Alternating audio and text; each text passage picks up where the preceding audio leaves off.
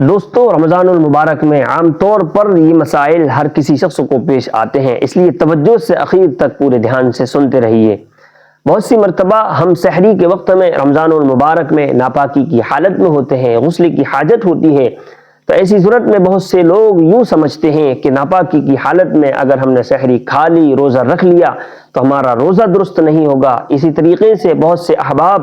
سحری کا وقت ختم ہونے سے کافی دیر پہلے ہی سحری کھا لیتے ہیں اور روزے کی نیت کر لیتے ہیں، پھر کسی چیز کے کھانے پینے کا تقاضا ہوتا ہے، وقت بھی باقی ہوتا ہے تو یوں سمجھتے ہیں کہ اب تو روزے کی نیت بند گئی ہے، اب کوئی چیز کھا پی نہیں سکتے۔ تو آئیے ان دونوں مسئلوں کا کیا حل ہے، ہم مختصر انداز میں سمجھنے کی کوشش کرتے ہیں۔ سب سے پہلا مسئلہ تو یہ ہے کہ اگر ہم ناپاکی کی حالت میں ہیں، غسل کی حاجت ہے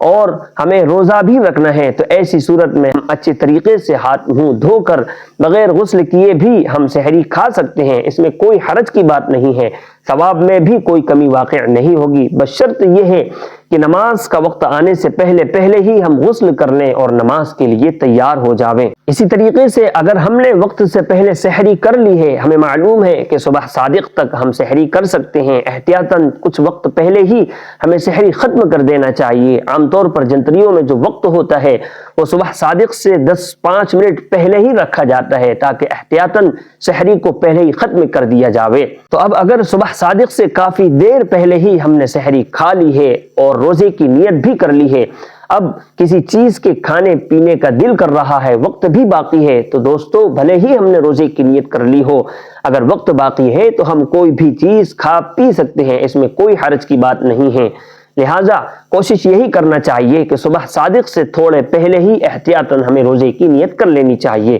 امید ہے کہ دونوں مسئلوں کا حل آپ کو معلوم ہو گیا ہوگا۔ اس کو صدقہ جاریہ سمجھ کر دوسرے دوستوں احباب تک شیئر کیجئے، لائک کیجئے، اور کچھ سمجھ میں نہ آئے تو کمنٹ میں ضرور سوال کیجئے۔ جزاکم اللہ خیرا واحسن الجزاء۔ السلام علیکم ورحمۃ اللہ وبرکاتہ۔